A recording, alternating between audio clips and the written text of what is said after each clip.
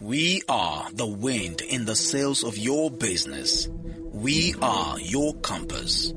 Chart your course towards your targets. Africa Business Radio. Towards a profitable Africa. They are 1.8 billion globally. They would make 75% of workforce by 2025. They will outspace earnings of baby boomers in less than 10 years. Smartphones and tablets are the argument settlers and fact checkers for every conversation. Get more insights on African millennials on Africa Business Radio. Towards a profitable Africa. That's cool on the beat.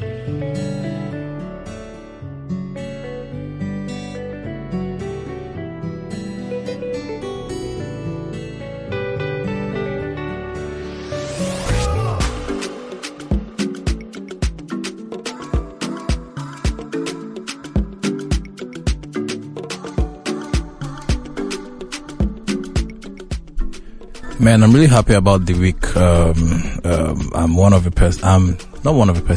people who, started the week off with good things, and it's Wednesday and I'm happy about how it's going. Okay. Quick one. It's the African Millennial Radio Show with Tommy Wale on Africa Business Radio. And I have, of course, another wonderful guest. I'm sure if you guys go through the over 50 episodes we've had, when I say we have an interesting guest or we have a wonderful guest, I'm sure you guys can say that, okay, Tommy's not lying after all. And then we try our best to, up the ante every time. And what we're going to be talking about today, I'm sure, you've never heard it on a show in a long time, I believe. Let me take a shot at it. We're going to be talking about architecture. Can someone say architecture? How not? It's the African Millennial Radio Show. We're talking about architecture. Yep, it's very, very, very important.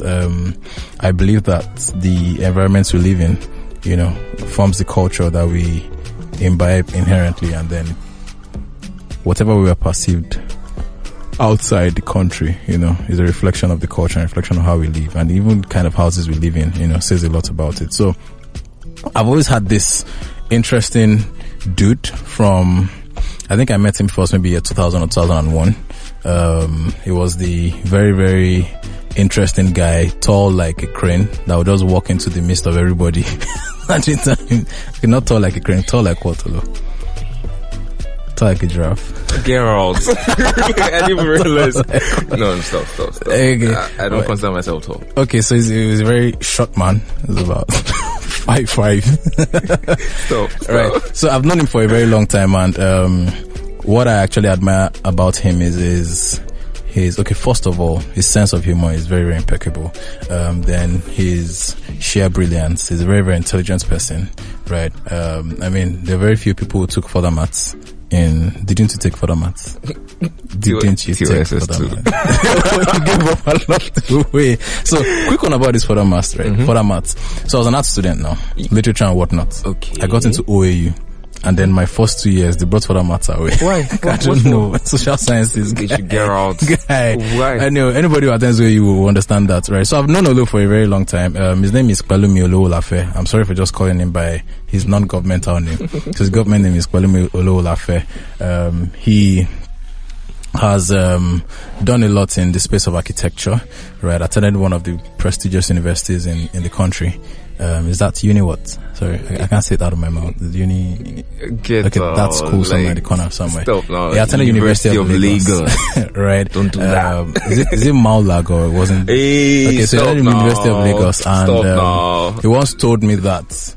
Yes, he once told me that I'm not sure if he told me. I think it was someone from your school, from my department, that actually took a trip to my school, OAU, right. and made a video about the architecture of masterpieces. Yeah. So apparently, it's just been taught theory there. But then I understand that. Told me already. Right. Okay. So guys, I understand that this sort of introduction doesn't happen. You can just understand that Olo and I go way back, and this is really going to be a very, very interesting conversation. Olo, how are you doing now? I'm very well. How's it going? How's business?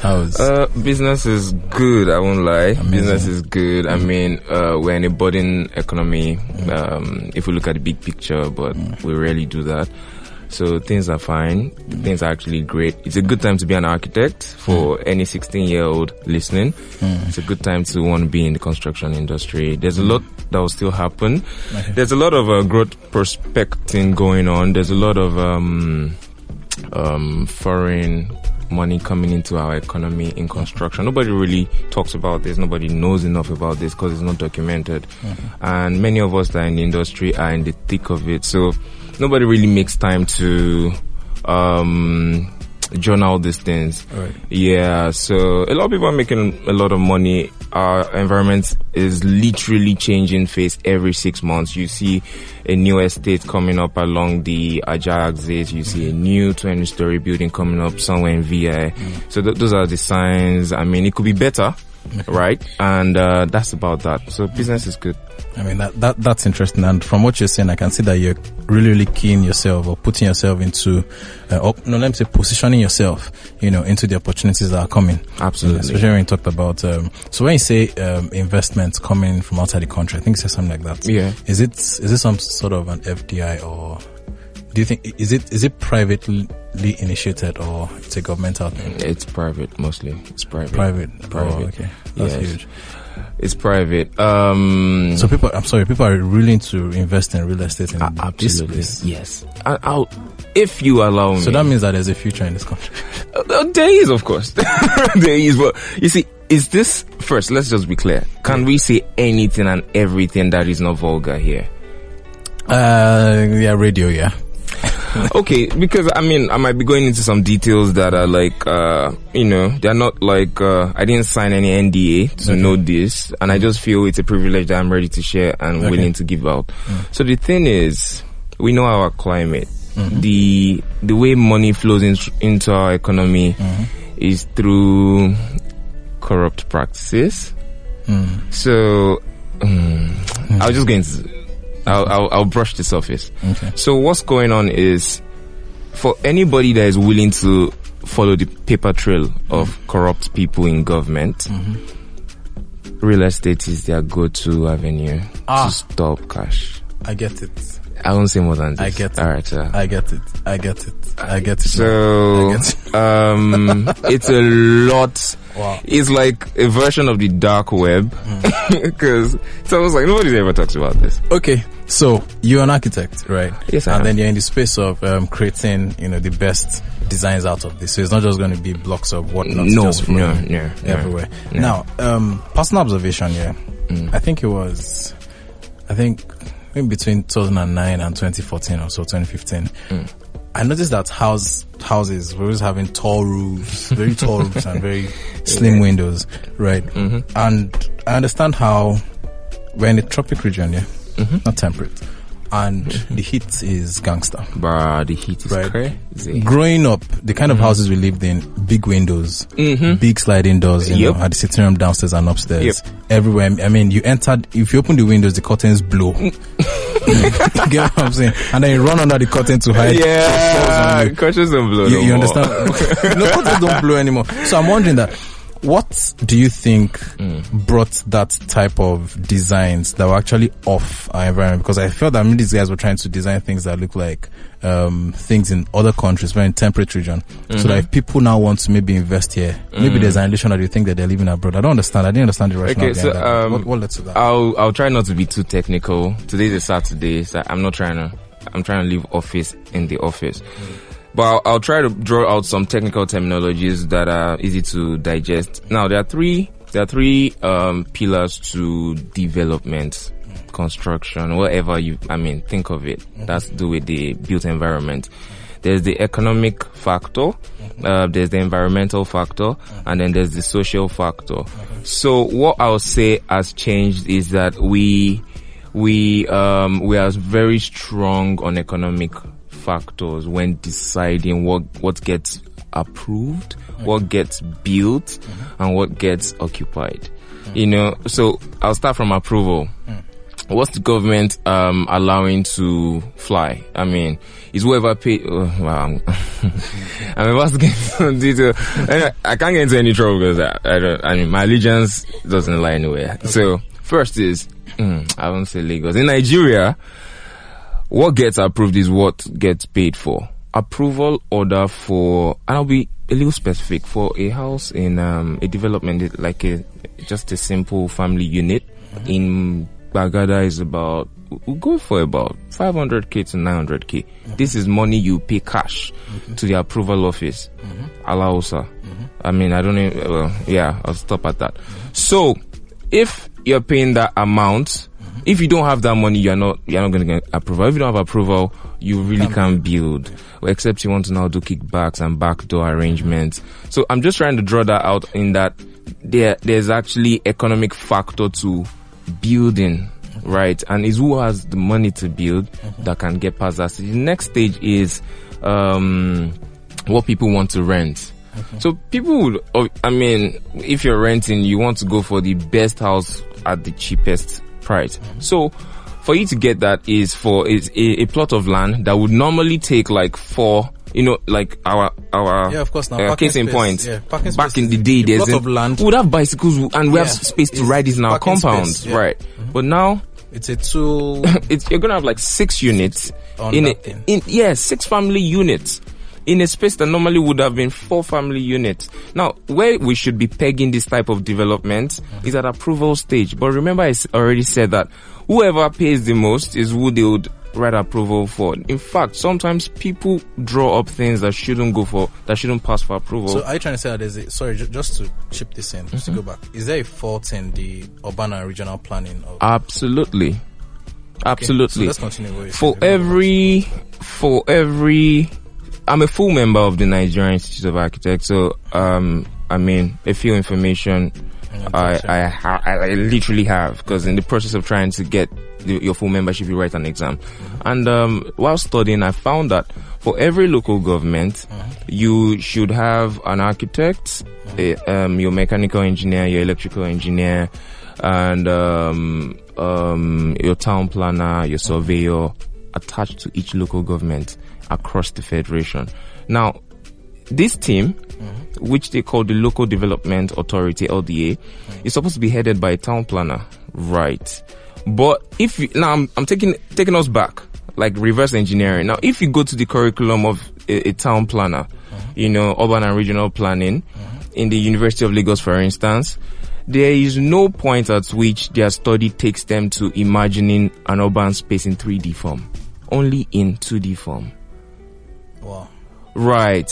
So it means that for a town planner who is heading the approval process of like a local government, they have a limitation to how they can, creatively. Why do you want to put a 16-story block at the waterfront? Would that not block the view of other properties? Would that not block the impact of cool waves from the sea? Like, those are the kind of thinking that should go into, approval process. We should imagine our cities in 3D form, not just looking at plan. Roundabout here just brings, an extra 100 and an increase of whatnot. If I'll just wrap it up in like a phrase, is competence. There's a competence problem at approval stage. There's already is rigged to fail when money is the most important thing. When you're supposed to be asking those two other factorial questions of societally, does this fit? And then lastly, environmentally, does it fit? So in an environment where all we ever think about is how to make money.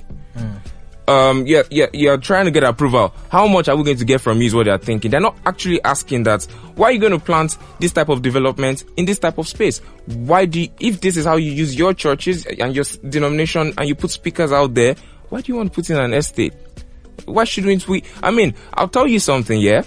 Real life example. There's a particular estate along Aja that was planned to be a hospital. Oh. Right, a big hospital. Like what you call a departmental hospital, right?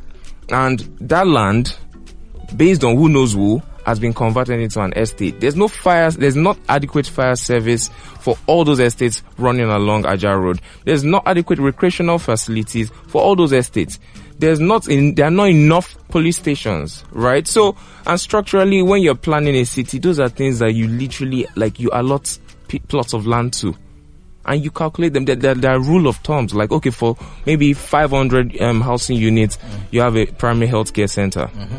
If it's a 1,000 housing units, you have a clinic. So there are scales to everything. Is that some type of an urban congestion? Of course. So we're not building to, first planning wise, zero, and then we're not building to the rule of thumbs that exist for urban planning. So when they say Lagos, the mega city, believe you me, it's about how mega the box is coming into whoever's pocket it's going into. It's really not about that, that three-prong, even growth of the city. Like societally, are we reserving the fabric of who we are as, Nigerians first, as Yoruba people? We don't have any credence to our history. The wrong buildings are being pulled down to make tall buildings in Marina. That's wrong. And then the environmental part, now that he's gonna kill us. Nobody really cares. It's actually, just whatever. Like, we're taking out trees in Nikoyi. There's nowhere. A friend of mine told me, I think it was in Washington DC, and he said that the way most of the buildings are is the old buildings were not taken out, so they just constructed a modern building next to it. Right. So you still have the cultural or the historical buildings preserved, and you repurpose them. Them, so you don't have loss of value. Exactly. I'll give you examples. The military house very close to Freedom Park. That building has been abandoned. I think it's a 15th. It's opposite it. Yeah, opposite it. Yeah, it's a 15-story block. That's loss of value. National Theatre, loss of value. National Stadium, loss of value. Federal Secretariat, Ikoyi, loss of value. There's another one along Badagry Road, close to Festac, loss of value. This, and we built many of these projects in the 70s when cement was cheap and Nigeria had the oil boom. So, we were just the same thing we're doing now. We're just misappropriating funds. It's just that we were richer then. We had more expendable money. But that's the thing about when they say you can have money, you can be poorly rich and you can be richly poor. That type thing. We've always been poor. We just had disposable funds before. You know what? I think we're gonna get deeper a bit into this. Let's have a commercial break and then we'll be back for more.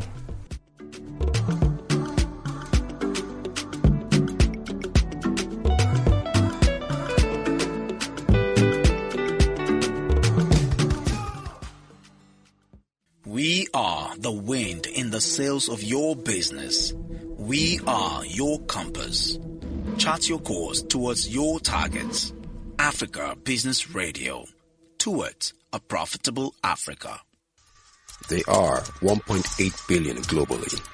They would make 75% of workforce by 2025. They will outspace earnings of baby boomers in less than 10 years. Smartphones and tablets are the argument settlers and fact checkers for every conversation.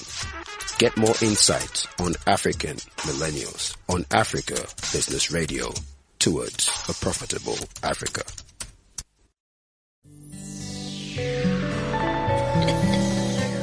That's cool on the beat.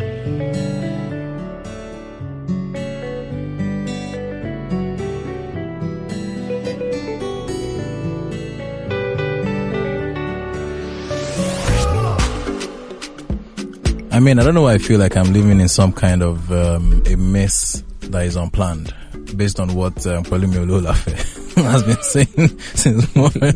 Like, you just threw us inside that place and then you go figure out how to breathe. But then it's actually quite insightful. It's really good, and I'm sure that there are so many people who are looking into being in government later on, listening to this, right? Even folks who are outside the country, people in other parts of Africa who are trying to be in government in their own space. I'm sure that things like this actually resonate, or you can see happenings like this also in your own space. So I think you should really, really take into consideration that, in as much as you're trying to give people, a better sense of living, or a better standard of living, the planning of the environment is also very important, especially when it comes to, HSE. You don't want that to just mess the whole thing up. I walk into some buildings sometimes and I'm wondering that what is the HSC planning here? It's just, all clogged and whatnot, burglary proofs and all of that. Now, talking about, designs of a building, right? Now, HSC is about safety. Yeah. But, so myself, right, I was having a conversation with him, just before we got into the studio, that growing up in Ibadan, Saturday is Environmental Day. You come out to park your gutter. If you don't come out, they'll discuss your matter at the association meeting. That you are the dirty person, in the estate. So, moving to the coastal city of West Africa, the most vibrant of them all, Las Gidi. I didn't see that happening. I mean, in fact, I didn't even see gutters in front of people's houses, right? Especially when I did a bit of Agungi area thereabouts. I mean, they just build the house there and then there's nothing. So I got very irritated, with it. And then when they now mentioned how much the real estate was, I'm like, come on. I mean, I'm going to pay for this trap. You get what I'm saying? So how do you think that the designs actually of buildings, right, or the designs of maybe place for living would affect the culture of people? Okay. I'll start with a bit of precedence. So, in 1924-ish, there was a plague. They call it a plague. It's like what we call a pandemic today. It was called it was the bubonic plague, and that's what gave rise to Surulere as we know it today. So the nerve point of the bubonic plague was Obalende, right? And the essence of the bubonic plague basically was just sanitation. So, and that's hold on your left hand. The other side of things is government. Constitutionally, government owns all land. So the responsibility of purposefully using the land resources or repurposing land in Nigeria is vested on the government.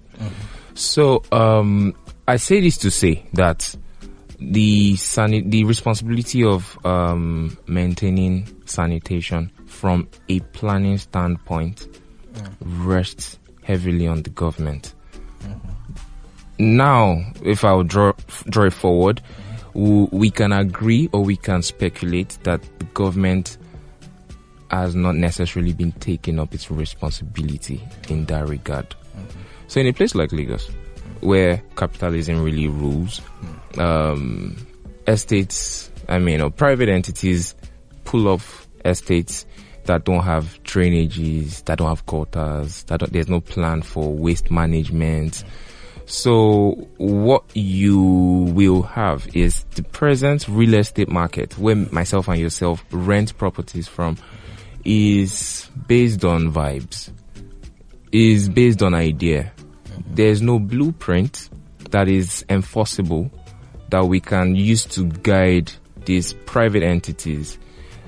To our earlier conversation where I was pointing out how everything is centered around money, it's just another spin-off of it. So nobody's checking nothing. Nobody's making sure that the waste stream of Lagos is cradle to grave. It's not a complete circuit.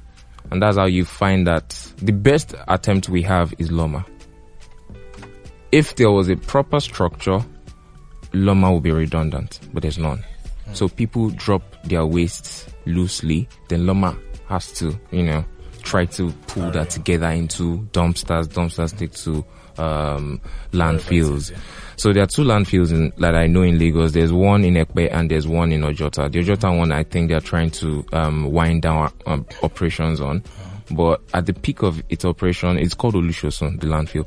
At the peak of its operation, the effluence coming from that place. Ojota it was like Ojota used to feel like there's a giant like Voltron that is ready, like steady farting so basically when we talk about sanitation on a house to house level, we are doing it ourselves, just like many other things. Our electricity, our water supply is privatized, whether we admit it or not. It's private, is whatever you make of it. So myself and yourself are, well, typical middle class. We know what's right. We try to do it. But what happens to all those other shanty-like spaces where they just throw it in the gutter, just throw it in the waterways, and then we have to deal with all of the stress of what that, ripple effects into the city. So, I don't know. It's a naughty question. How would it, do you think that, the way the architectural space is right now, right? Or, okay, two things. Do the architecture spaces right now, do you think it could actually inspire development in the minds of the younger generation living in those environments? Secondly, what do you think architects can actually do to influence some reasonable change? All right. That's a good one. I don't know if this will answer your first question, but I strongly believe that when you have a lot of challenges, then those are avenues to make, solutions. And if you can provide solutions, well. So are we hoping that there'll be outliers or something? Absolutely. There's always opportunities. Everybody's living in the country. Are you? Yes, I am. I am living in the country. Okay, well, let's not go into that. But yeah, you're right. It actually gives the avenue for outliers. Opportunities for other people to take advantage of these challenges, find solutions to them. I know of two companies. Two companies. One is in Yaba, along Albert Macaulay.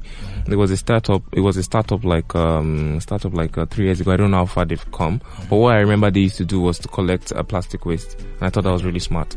And for recycle, and I'm sure they were generating good income if they could keep up. But outside of that, now design. I think I see a lot of mid-rise buildings coming up, Lekki, 8-story, 6-story residential schemes without a waste chute. The only building I know in Lagos today that has a waste chute is 1004. That is functional. That they come to remove the waste I think twice weekly. That one looks properly planned. Well and well maintained. Yeah. It's a good call from the FM team. So I feel like even design wise, we architects are culpable. Why are you making a 6-story building without a waste chute? Why are you going up 10 floors without a waste chute? It just feels like. Anyway, Nigeria is a country of everything being half baked. So is it going to be taken back into academics? No. Should this be taken back into academics? So yes, it should, but it won't. Why? Because even lecturers are sleeping on their job. Do you not like Africa? No, you see, I'm not here to not. You're actually being realistic. I'm just being realistic. I feel like I can off the mic. We can talk about the good, but here we need to be real with ourselves. There's a lot of work to do before we point fingers at our leaders. We need to look at ourselves. Right. In my own little space, on my own desk, what am I doing presently that I can improve on? As an architect, look into that scheme you're working on and really ask yourself, what's the waste management plan?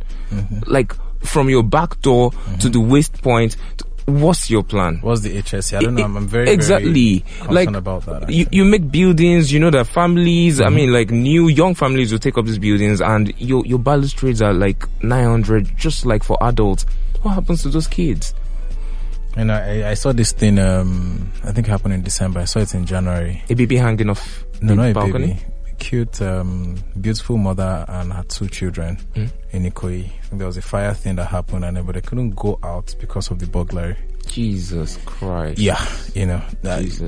Beautiful family. Man, we need to even revisit that burglary. So I think maybe if you can talk to, I don't know. Talk to who? The people in your University of Lagos produces Institute of Architects, for example.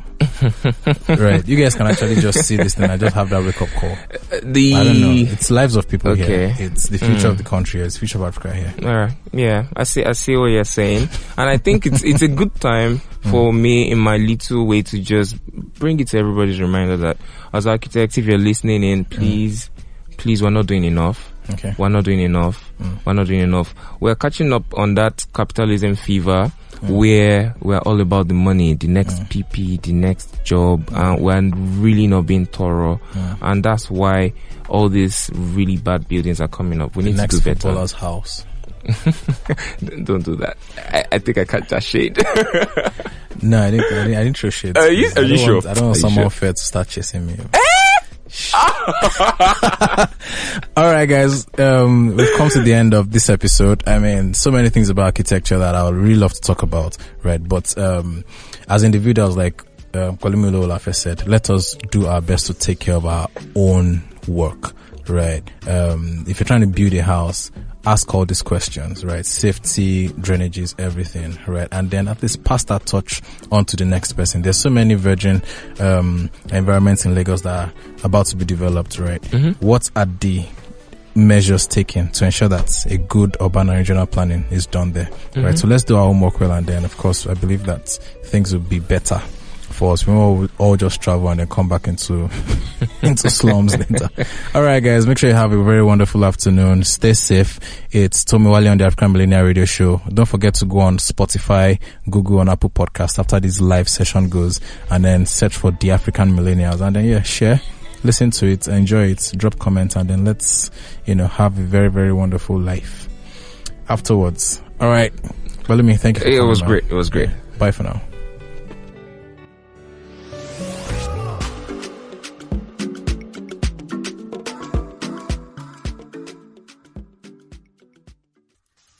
They are 1.8 billion globally. They would make 75% of workforce by 2025. They will outspace earnings of baby boomers in less than 10 years. Smartphones and tablets are the argument settlers and fact checkers for every conversation.